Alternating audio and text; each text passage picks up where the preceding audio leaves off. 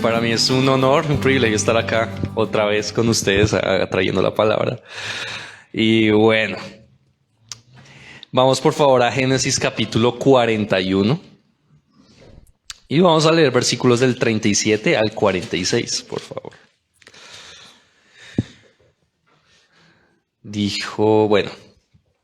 Vamos a leerlo y después les hablo un poquito del contexto de este pasaje. Dice: el asunto pareció bien a Faraón y a sus siervos.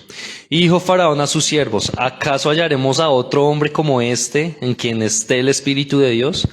Y dijo Faraón a José: pues que Dios te ha hecho saber todo esto, no hay entendido ni sabio como tú.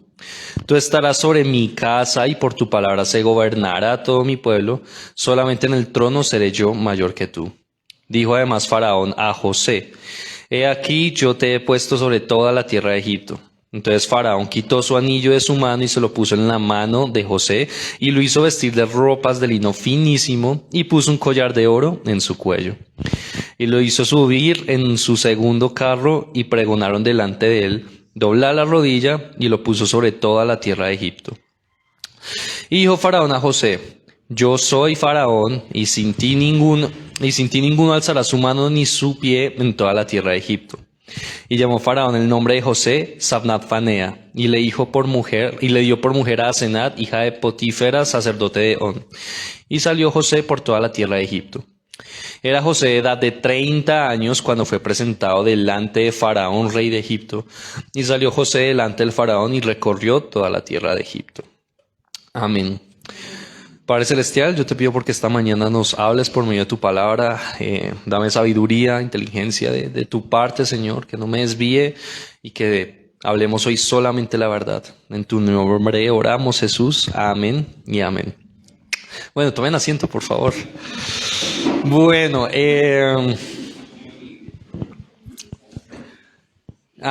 yo crecí escuchando mucho una frase de mi papá, sí. Mi papá me decía mucho, o me lo dice todavía, sí, me dice: Juan, haz todo como si fuera para el Señor, sí. Me lo decía desde la época del colegio. A mí me iba muy mal académicamente, le soy sincero. El colegio siempre sentí que no era para mí. Pero desde pequeño me lo decían, sí. Es una frase que mi papá me decía mucho y me ha marcado toda la vida. Y bueno, gracias a Dios, mucho de lo bueno que yo soy y yo tengo es gracias a mis padres. Y mi papá siempre me recalcó mucho esa frase: haga todo como para el Señor. Y hoy decidí titular de esa manera esta prédica: haga todo como para el Señor, ¿sí? Y es una frase que me he dado cuenta que en la fe, en la iglesia, en nuestro medio cristiano, por decirlo así, se repite mucho. Y la hemos tomado como el hecho de siempre tener excelencia en todo, ¿sí? Siempre hacer todo sin mediocridad y perfecto. Y eso está bien, obviamente está bien. Y mi papá siempre me lo dijo en ese sentido: haga todo con perseverancia, con proactividad, ¿sí? Como si todo lo hiciera para el Señor, incluso desde cosas tan simples como tender su cama hasta sus estudios, todo lo que usted haga por su mano, ¿sí? Y eso obviamente está bien y perfecto. Pero hoy vamos a ver cómo está una manera en la que esta frase debería trascender en la vida de todos y cada uno de nosotros, ¿sí? Que es realmente hacer todo como para el Señor, o que es realmente hacer cada cosa de su vida para el Señor, ¿sí? Entonces, bueno, este texto que acabamos de leer en Génesis es acerca de la historia de José. José es una historia bastante larga, abarca creo que 3, 4, 5 capítulos del Génesis, ¿sí? Y la historia de José es lo último que se narra en este libro, ¿sí? Usted lo puede leer en su casa, son los últimos capítulos de Génesis, la historia de José, y siempre desde niño fue una de mis historias favoritas de la Biblia. Pero no sé si a ustedes, los que lleven más de 15, 20, 30 años en el Evangelio, No sé si a usted se la enseñaron, a mí me la enseñaron así desde la escuela dominical. El siempre poner a José como nuestro ejemplo, ¿sí? Siempre el ver a José como, siempre me dijeron, tienes que ser como José, ¿sí? Porque José hacía todo con excelencia, estando en la inmunda seguía haciendo todo con excelencia. Y eso está bien, sí, no está mal. Pero cuando uno onda en el Evangelio y uno se da cuenta que el mensaje central de la palabra es el Señor Jesucristo, la voluntad de Dios, que bueno, espero que todos acá lo tengamos claro. Igual siempre es algo que vamos a recordar acá, ¿sí? Este púlpito siempre va a ser para predicar el Evangelio, no otra cosa, ¿sí? Entonces, ¿cómo vemos el Evangelio, el propósito de Dios en la historia de José, ¿sí? Y bueno, para los que tal vez no conozcan la historia de José, voy a hacer un muy breve recuento, ¿sí? José es el penúltimo hijo de Jacob. Jacob, nieto de Abraham, ¿sí? Abraham, Isaac, Jacob, sí, nieto de Abraham. Jacob, que pues es uno de los principales patriarcas de Israel. De Jacob vienen las 12 tribus y bueno. José es el penúltimo hijo, es un hijo que Jacob tiene y le tiene como especial estima a José en específico, ¿sí? José, siendo muy joven, tiene en sus sueños una revelación de Dios de algo que vendría con él en el futuro, ¿sí? José, pues sus hermanos, sus otros 11 hermanos le tienen envidia, es vendido como esclavo a Egipto. En Egipto, pues pasa por muchas situaciones, pero él siempre tuvo como propósito, como meta, agradar a Dios en todo, ¿sí? Entonces es por eso que en el cristianismo tradicional se pone y se usa como ejemplo para decir, sea como José y haga todo con ese propósito que José tenía, siempre agradar a Dios, lo cual está bien y perfecto, ¿sí? Entonces, ¿por qué de todo lo que Génesis habla de José? Porque me vine a este pasaje en específico. Aquí es cuando ya José llega como a su mayor, ¿cómo se dice esto? Su mayor momento de gloria, ¿sí? Pasó de ser esclavo a ser el segundo al mando en toda la tierra de Egipto. Y en este momento estamos hablando de la época de Egipto en donde Egipto era uno de los mayores imperios de la tierra, ¿sí? Entonces José, el faraón, tiene un sueño que lo atormenta por mucho tiempo y viene José, ¿sí? Y interpreta su sueño y le dice, vea, el sueño significa esto, esto y esto, va a venir abundancia en Egipto, luego va a venir muchísima escasez. Yo le propongo a Faraón hacer esto, esto y esto, de todo el grano que se coseche en los años buenos, vamos a ahorrar un poquito de grano para así alimentarnos en los años de escasez. Entonces Faraón, el mayor rey de Egipto, la mayor autoridad de Egipto, que es tenido casi como un dios, ¿sí? Dice, aquí lo leímos el texto, no hay otro hombre como este en toda la tierra de Egipto, ¿sí? Y aquí será 30 años, tenía edad José cuando esto le ocurre, que Faraón lo exalta, lo pone en un lugar de gloria y de honra muy grande, ¿sí? Y José, siendo de 30 años, como que empieza en esa labor, empieza en esa tarea que el faraón le pone, ¿sí? Y yo le invito a usted a que no veamos siempre en este tipo de personajes en la palabra. ¿Cómo voy yo ahí con ese personaje? ¿Sí? Porque no podemos pretender en la Biblia ver o decir, tengo que ser como José, tengo que ser como el rey David, tengo que ser como Abraham, ¿sí? Porque si bien todos ellos hicieron la obra de Dios, ¿sí? Ahorita más adelante lo vamos a ver. Ellos se movían por fe, ¿sí?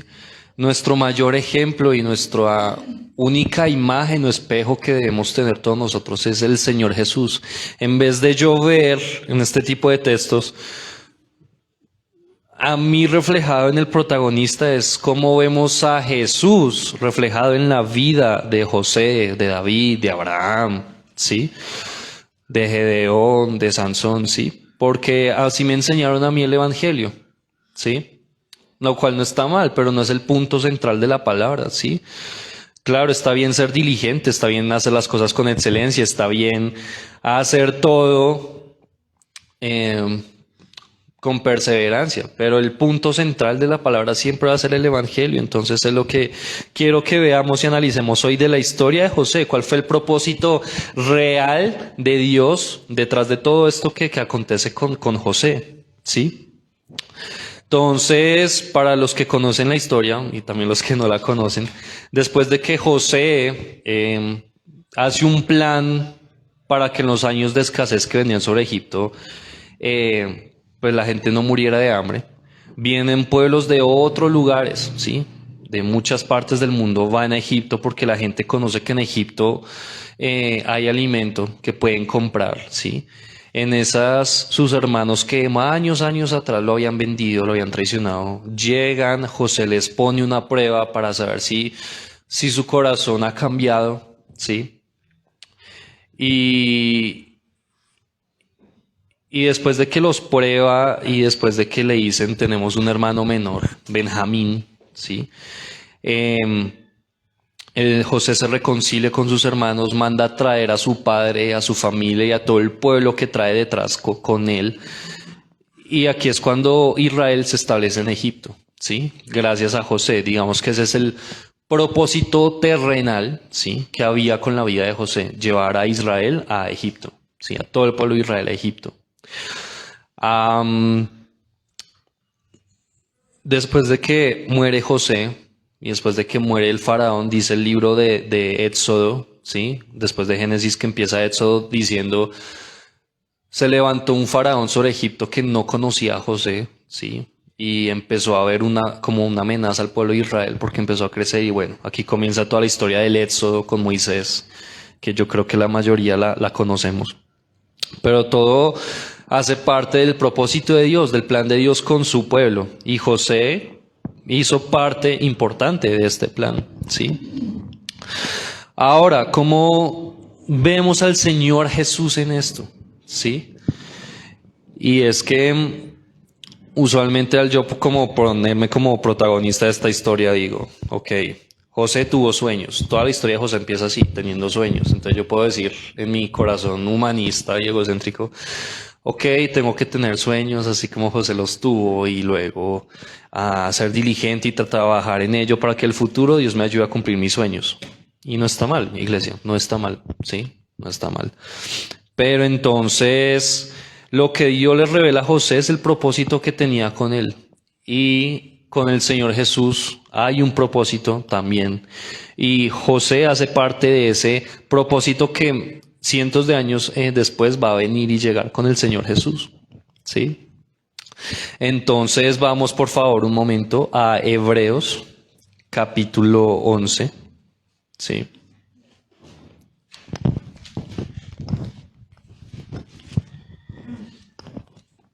Hebreos capítulo 11, versículos del 21 al 22.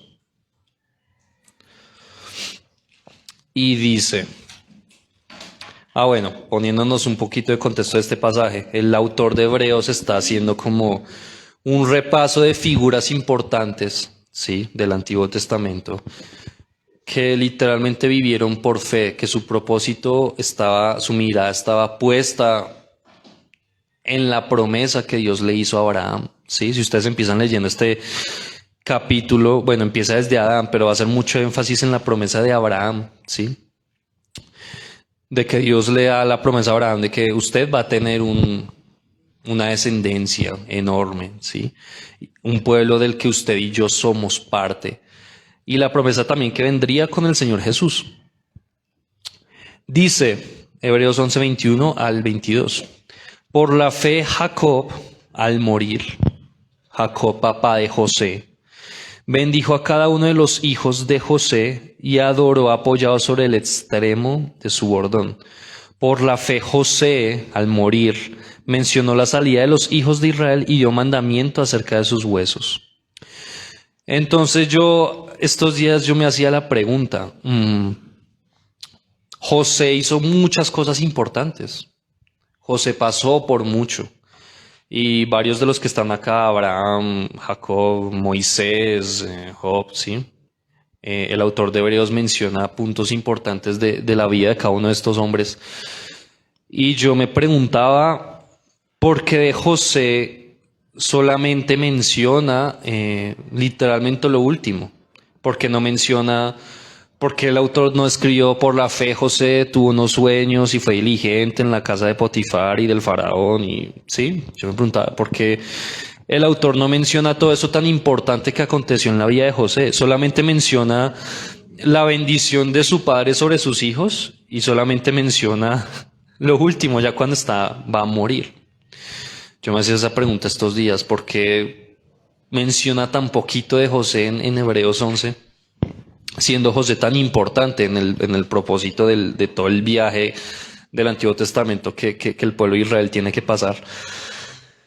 Y conversando con un amigo muy querido, él me hacía caer en cuenta de que el autor de Hebreos está mencionando es todo lo que tiene que ver realmente con la promesa que vendría con el Señor Jesucristo.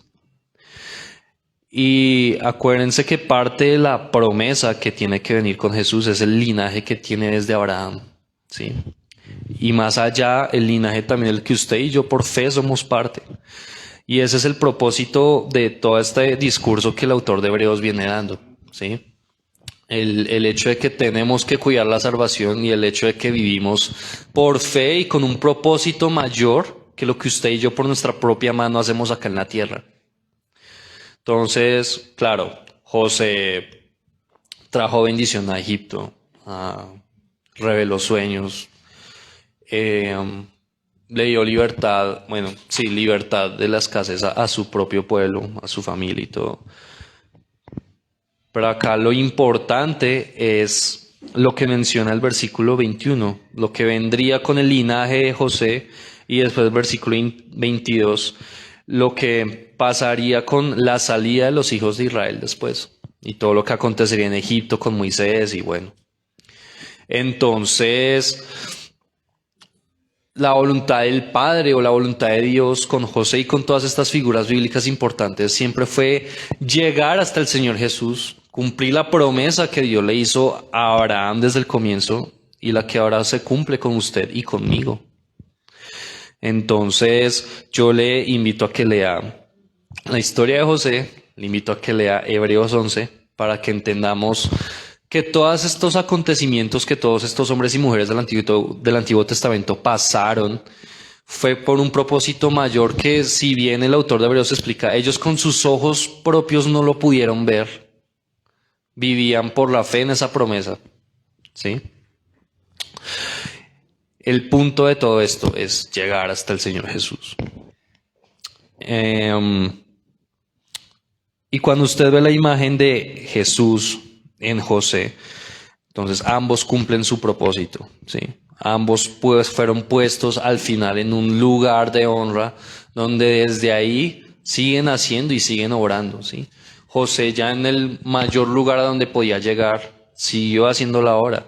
Jesús, que ahora está exaltado a la diestra del Padre, Él sigue haciendo ahora la obra por medio de nosotros, por medio de usted y por medio de mí, ¿sí? José llega a este lugar donde empieza la obra a sus 30 años, cosa que me pareció muy curioso, que con Jesús sucede igual. A sus 30 años es bautizado, desciende el Espíritu sobre él, empieza su ministerio. Y el propósito con la historia de José que yo le quiero mostrar a usted hoy es que veamos cómo José, sin saberlo, sin poder ver más allá, quiso seguir haciendo la voluntad de Dios, ¿sí? Vamos por favor a Génesis otra vez, Génesis 39.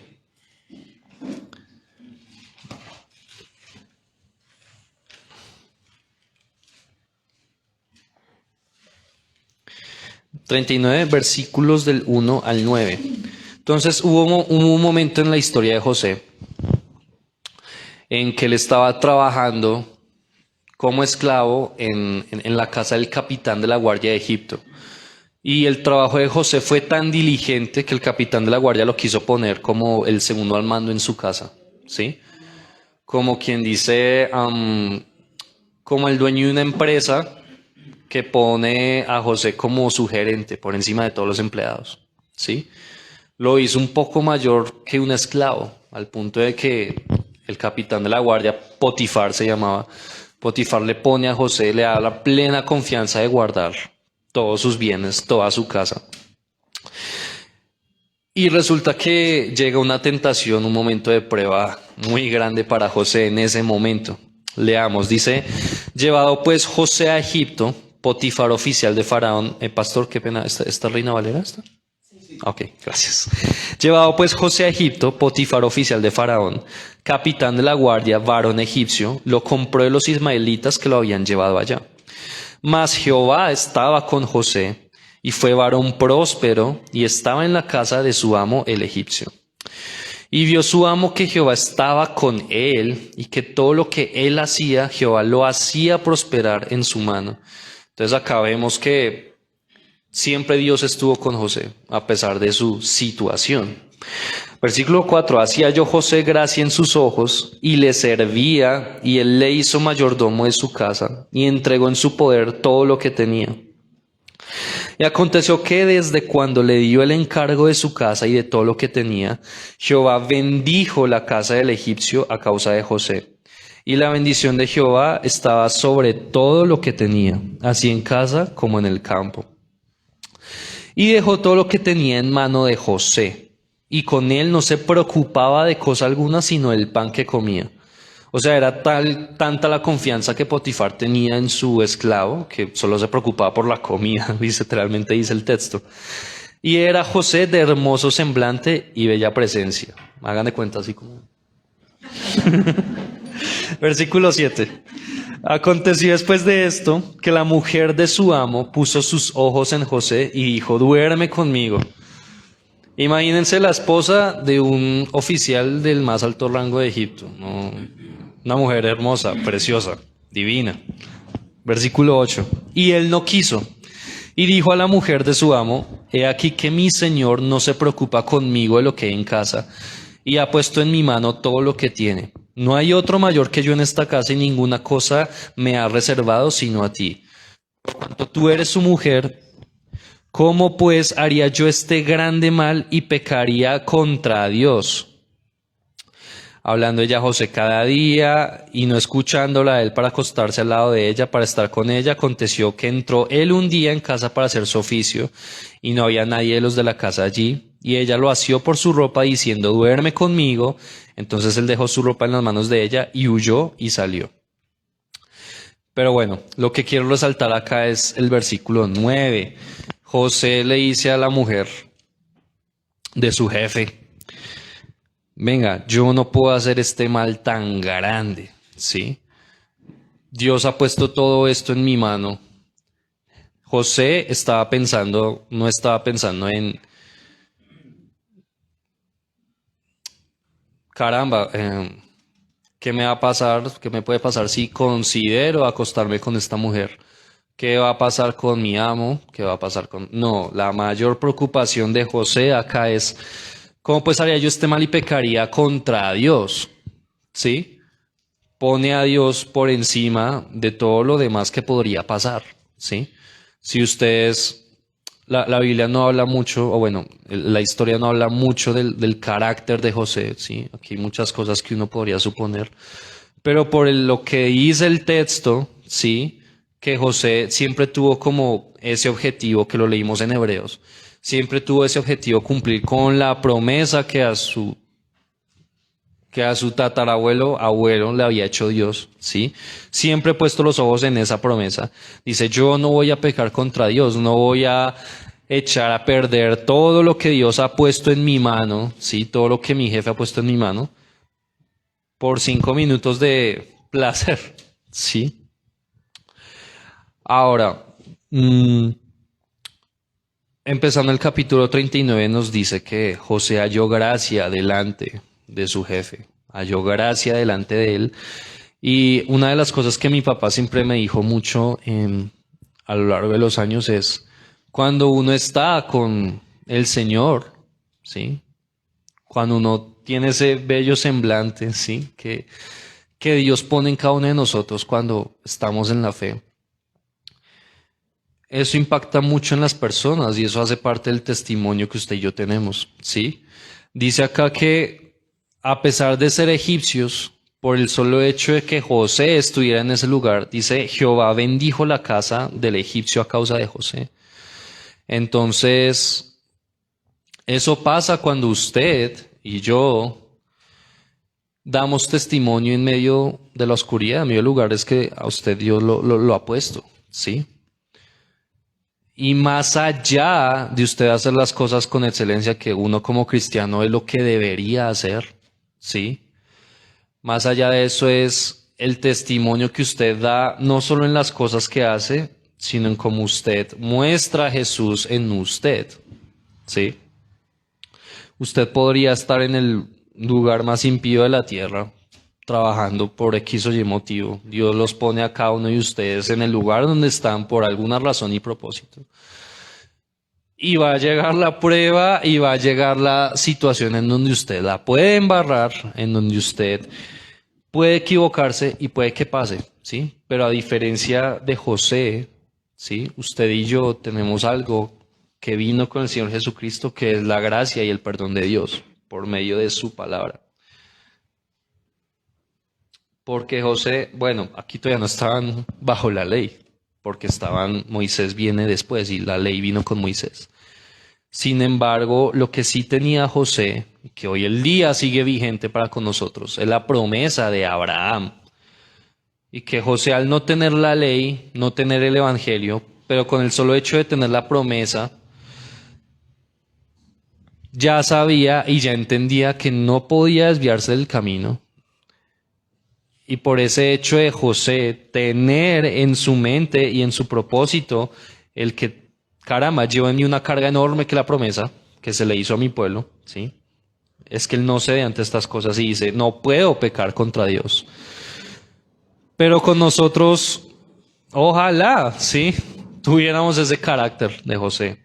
Pero pues todos somos malos y todos somos malvados. Y usted, hoy el día, a quien más le debe interesar hallar gracia es delante de Dios, delante del Padre. Y claro, uno cuando da testimonio, uno puede hallar gracia delante de los hombres, así como le sucedió a José. Pero de quien más nos debe interesar hallar gracia delante de Él es delante del Padre. Y solamente la hallamos por medio de Jesucristo.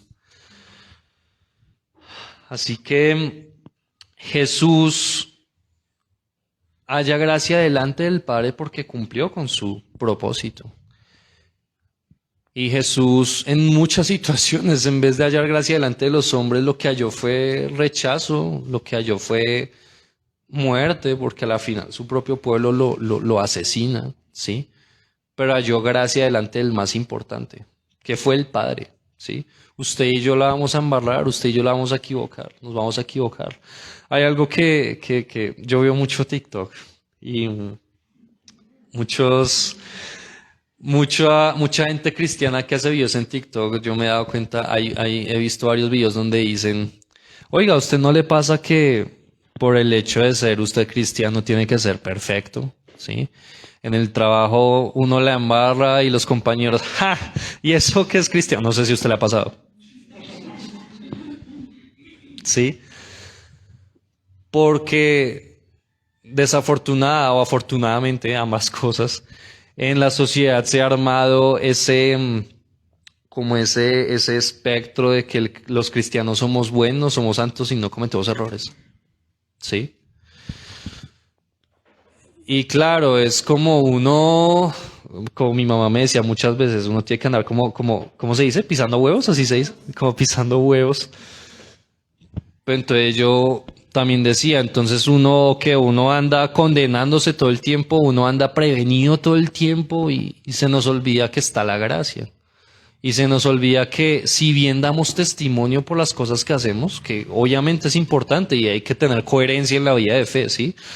Usted no puede hacerse llamar cristiano por en su trabajo ser un tráfuga, robarle a la empresa, ¿sí? Obviamente eso no es coherente, pero nosotros no estamos exentos de los errores, ¿sí? No estamos exentos y se nos olvida que José, personas como José, fueron humanos también. Por eso usted y yo no podemos poner de ejemplo ni al pastor, ni al líder, ni a Moisés, ni a David, ni a José, porque todos ellos también la embarraron. Dice la Biblia que David era un hombre conforme al corazón de Dios, le dio un estándar muy alto, y David asesinó mucha gente. David se acostó con la esposa de su amigo y después lo manda a matar. Exacto. Entonces, y era un hombre conforme al corazón de Dios, ¿sí? Y todos ellos cometieron sus errores, pero todos ellos también tenían, como dice el libro de Hebreos, tenían la mirada puesta en la promesa que no veían con sus ojos físicos, pero sí con sus ojos de fe, ¿sí?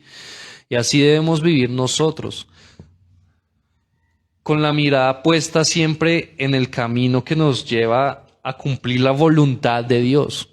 Yo crecí en el Evangelio en donde te decían, a usted le decían, siempre busque cumplir la voluntad de Dios, pero en el sentido terrenal, en el sentido de reducir la voluntad de Dios a las cosas de este mundo. Y se nos olvida que también somos seres con voluntad, eso es lo que nos separa de los animales, ¿sí?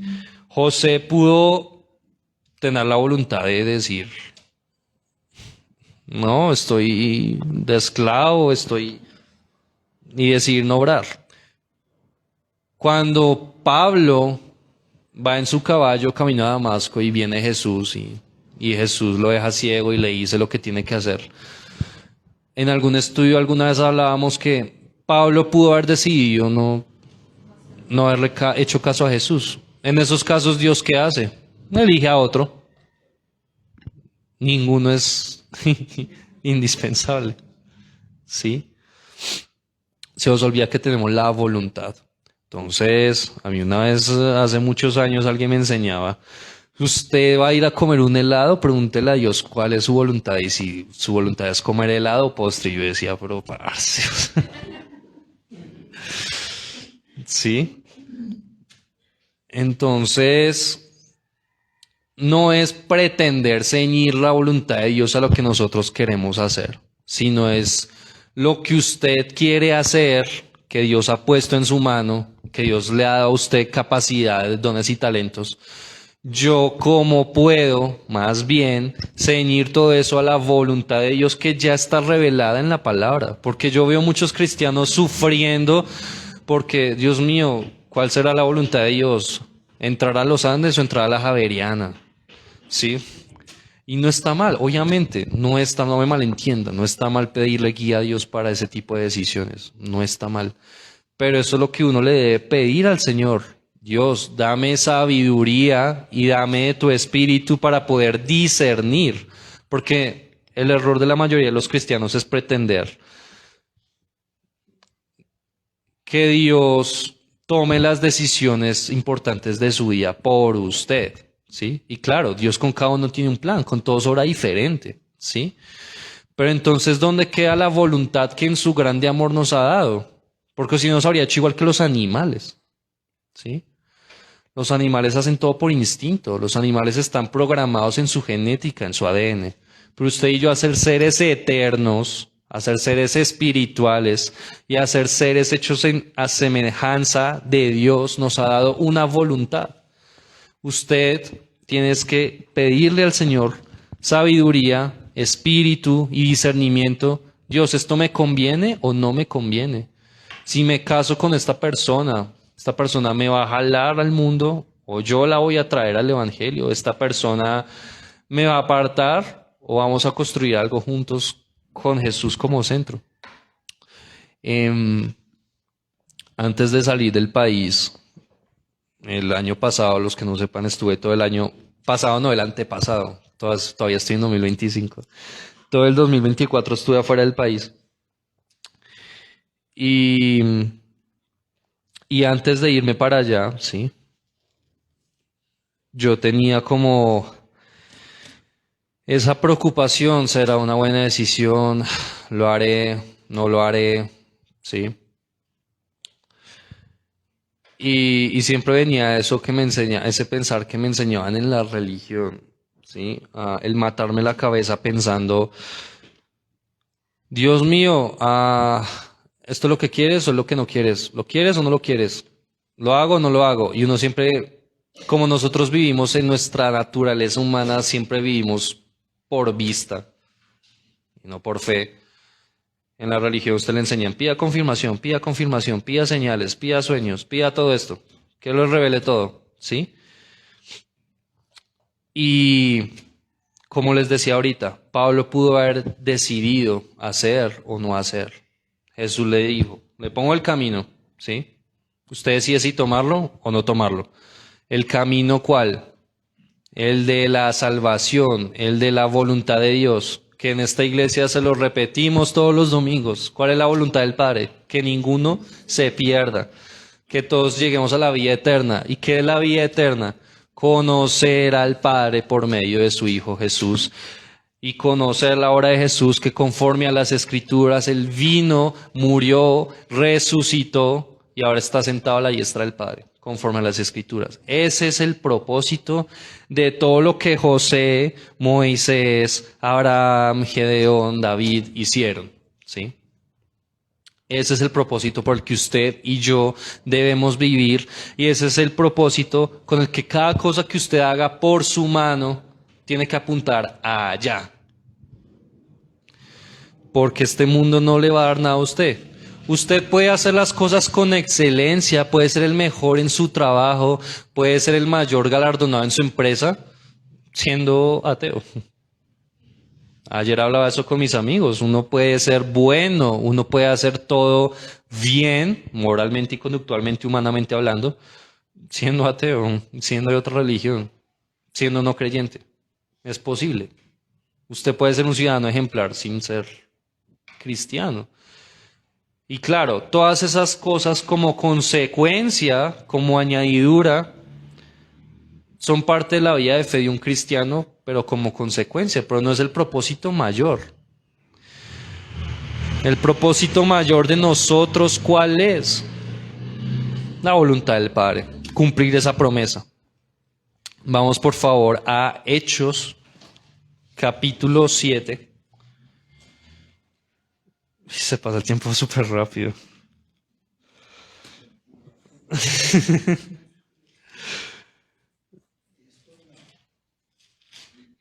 Hechos capítulo 7, versículos del 9 al 10. Dice, los patriarcas, aquí Hechos también nos narra un poquito acerca de la historia de José. Dice, los patriarcas movidos por envidia vendieron a José para Egipto, pero Dios estaba con él. Y le libró de todas sus tribulaciones y le dio gracia y sabiduría delante de Faraón, rey de Egipto, el cual lo puso como gobernador sobre Egipto y sobre toda su casa. Aquí hay una palabra, gracia, que ya hablamos de la gracia, que usted la debe hallar ante el Padre, pero también habla de sabiduría delante del rey de Faraón. Entonces, una de las promesas que el Señor Jesús nos hace, ¿sí?, es todo lo que ustedes pidan al Padre en mi nombre, yo lo haré. Pero en el texto paralelo, creo que está en Lucas, dice, todo lo que si ustedes le piden el Espíritu a mi Padre, Él lo dará en abundancia y sin reproche. Vea, su mayor oración o el propósito principal de su oración no debe ser Dios dame prosperidad, Dios dame gracia delante de mi jefe. No está mal pedir eso, no está mal pedir esas cosas, pero su mayor oración debe ser dame de tu Espíritu para hallar gracia delante de ti en todo lo que haga, cumpliendo el propósito del Señor Jesús. Si usted está en su trabajo y usted hace las cosas con excelencia, muestra a la gente el por qué usted decide hacerlo con excelencia, no por usted mismo, no por ser el mejor de la empresa, no por competir y no por ganar galardones en este mundo, sino porque usted busca agradar a Dios y no agradándolo con lo que usted haga por su propia mano, sino agradarlo porque lo que usted está haciendo está dando testimonio de Cristo y usted está trayendo más ovejas al redil. Ese es el mayor propósito con el que usted haga todas sus cosas, ¿sí? Y usted sin la gracia Y sin el Evangelio, de nada le sirve pretender hacer todo con excelencia si no va a servir para un propósito mayor. ¿Entiende? Versículos 11 al 17 y de hecho 7 dice: Vino entonces hambre en toda la tierra de Egipto y de Canaán, grande tribulación, y nuestros padres no hallaban alimentos. Cuando oyó Jacob que había trigo en Egipto, envió a nuestros padres la primera vez, y en la segunda, José se dio a conocer a sus hermanos, y fue manifestado a Faraón el linaje de José. Y enviado José hizo venir a su padre Jacob y a toda su parentela, en número de 75 personas. Y así descendió Jacob a Egipto, donde murió él y también nuestros padres, los cuales fueron trasladados a Siquem y puestos en el sepulcro que a precio de dinero compró Abraham de los hijos de Amor en Siquem. Versículo 17, y es lo que quiero hacer énfasis. Pero cuando se acercaba el tiempo de la promesa que Dios había jurado a Abraham, el pueblo creció y se multiplicó en Egipto, hasta que se levantó en Egipto otro rey que no conocía a José. José cumple la promesa. Ahora usted cumpla la promesa también. Cumpla con la voluntad de Dios, con todo lo que usted haga y todo lo que usted se empeñe en hacer. Pero solos no podemos. Por favor, vamos al Salmo de hoy. Salmo 53.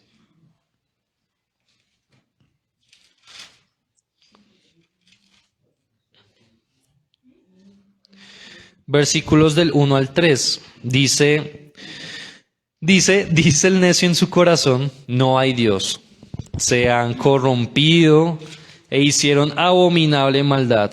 No hay quien haga bien. Dios desde los cielos miró sobre los hijos de los hombres para ver si había algún entendido que buscara a Dios.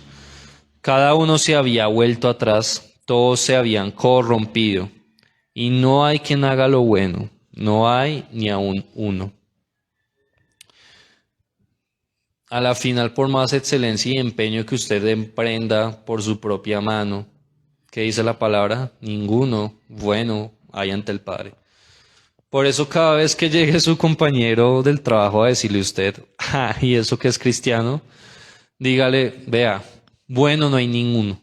La fe que yo profeso, la palabra que yo profeso dice: bueno no hay ninguno. Porque las cosas buenas que yo hago no son por mis fuerzas, sino porque el Señor Jesús está en mí. Y usted también puede recibir de esa gracia y de ese regalo. Porque nos vamos a equivocar. No se dé látigo usted mismo después de que la embarra, porque Jesús no vino a traer condenación. El que condena está bajo nuestros pies. El que nos da la gracia y la verdad es el que está de nuestro lado. Recuerde que estamos del lado ganador en este mundo, en esta existencia, porque la muerte y el pecado no van a ser vencidos, ya fueron vencidos. Y esa es la fe y esa es la promesa que nos debe mover a nosotros, ¿sí? Entonces no se condene, no se dé látigo, porque la gracia y la verdad están con usted y conmigo. Y ahora en todo lo que usted haga, siempre hágalo como para el Señor. Hacer las cosas como para el Señor, más que hacerlo con prudencia, con diligencia, con excelencia. Hacer todo para el Señor realmente es que todo lo que usted haga por su mano cumpla el propósito de la voluntad de Dios. Vamos a Romanos 3.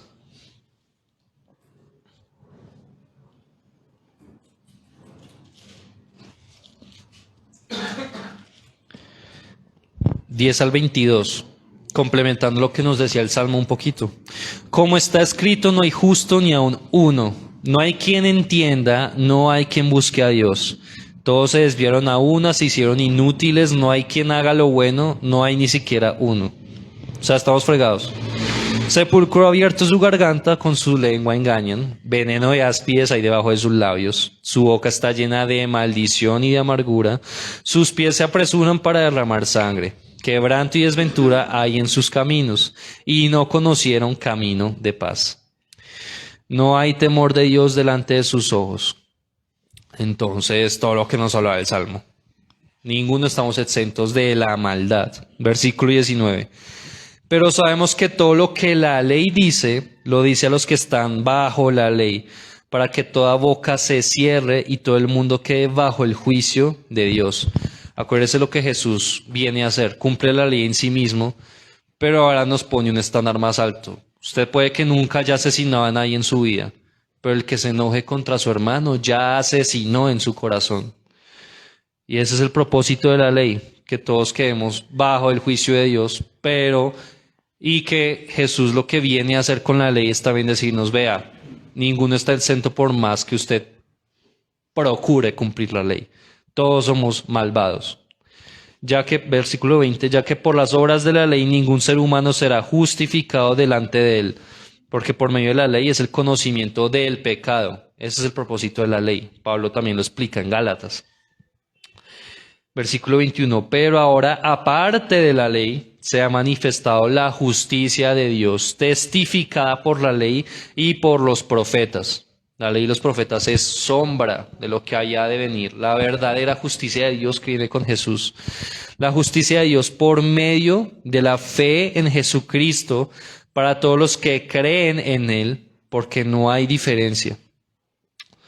Por cuanto todos pecaron y están destituidos de la gloria de Dios, siendo justificados gratuitamente por su gracia mediante la redención que es en Cristo Jesús.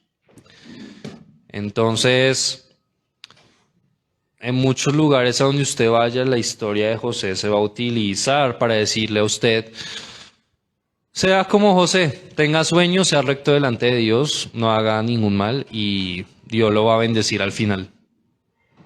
No es falso, es cierto. Pero ¿cuál es el propósito mayor? Cumplir la voluntad de Dios que se ha cumplido en usted y conmigo. Lo he dicho muchas veces hoy, pero es que la verdad, y usted dirá, acá siempre predicamos lo mismo, pero es que ¿qué más se predica si no es el Evangelio? ¿Sí? Yo le puedo hablar de David, de Gedeón, de Moisés, de todo lo que ellos hicieron por su mano y decirle a usted, cumpla, sea recto como ellos, haga lo que ellos hicieron. Pero no, yo debo hacer lo que hizo el Señor Jesús, que fue cumplir la voluntad del Padre. Lo odiaran o no lo odiaran los hombres, tuviera o no tuviera seguidores. Siempre dio testimonio de la verdad en sí mismo. Así que crean en Jesús, crean en la promesa que vino con Jesús. Vamos ya para terminar a los evangelios, a lo que Jesús nos dice acerca de todo esto. Mateo capítulo 6, versículo 30. Todo por lo que usted trabaja, todo por lo que usted se ha esforzado en estudiar, en emprender, los que son padres, todo lo que ustedes se han esforzado en criar a sus hijos. En nuestro corazón todo tiene un propósito terrenal, que es vivir bien en este mundo. Pero Jesús nos habla de lo que Él realmente quiere con usted y conmigo. Y si la hierba del campo que hoy es y mañana se echa en el horno, Dios la viste así de hermosa, está hablando de lo bonito que es la hierba. ¿No hará mucho más a vosotros, hombres de poca fe? No se afanen diciendo qué comeremos o qué beberemos o qué vestiremos. Porque los gentiles son los que buscan todas estas cosas. El mundo eso es lo que busca. ¿Sí, iglesia? El mundo busca éxito en este mundo. El mundo busca ser el mejor empleado, ser el mejor estudiante, ganar todos los diplomas que yo pueda, ganar la fama, ganar el dinero, bueno, todo lo que este mundo promete. Y eso trata el evangelio de la prosperidad o el evangelio humanista o el evangelio que desafortunadamente muchos de nuestros hermanos están creyendo. Que el evangelio se trata de éxito en este mundo, de que gane plata para que tenga felicidad. Y no está mal, de nuevo repito, porque esto se puede malentender. No está mal que usted quiera tener éxito en este mundo, que usted trabaje por sus hijos y todo esto. Pero cuando eso se vuelve un ídolo en su corazón y eso se vuelve su mayor propósito, no se haga llamar cristiano ni seguidor de Jesús, porque no está cumpliendo con el propósito, ¿sí? Y sigue un versículo muy conocido, versículo 33. Mas buscad primeramente el reino de Dios y su justicia, y todo lo demás será añadido. Todo lo que usted ve con sus ojos es añadidura. Usted no va a seguir casado con su pareja en el reino de los cielos. Usted no va a ver a sus hijos, no va a seguir viendo por sus hijos en el reino de los cielos. Usted no va a seguir trabajando en la profesión que usted tanto se mató a estudiar en el reino de los cielos. ¿Sí? Entiéndalo. Porque todo es añadidura. Todo es añadidura. Así que no se afanen por el día de mañana, porque el día de mañana traerá su propio afán. Basta a cada día su propio mal. Entonces, iglesia, lo que yo deseo que usted se lleve hoy es que trabaje y haga todo como para el Señor, más allá de la excelencia. Es mostrando el propósito. Porque si usted trabaja solamente por las añadiduras, dice la palabra, el pastor nos lo dice mucho de hecho. En el reino de los cielos todas sus obras van a ser pasadas por juicio. ¿Sí? Todo lo que hagamos por nuestra mano en este mundo va a ser pasado por fuego. Y la hora del que se queme, las horas que se quemen, dice la palabra, será lloro y crujir de dientes, porque unos no estarán ante la presencia cercana del Padre, y unos no estarán entre en la mesa sentados. Imagínese usted, sí, nuestra mayor alegría es la salvación, presentarse ante el Padre, pero ¿qué coronas usted va a presentar ante Él? Va a ser lloro porque dije, desperdicié mi vida en la tierra que Dios me regaló. Pablo dice en Corintios, si bien usted será salvo, todas sus obras se quemaron en el fuego, porque no hizo nada que valiera la pena para el reino. Y eso es por lo que usted y yo tenemos que trabajar.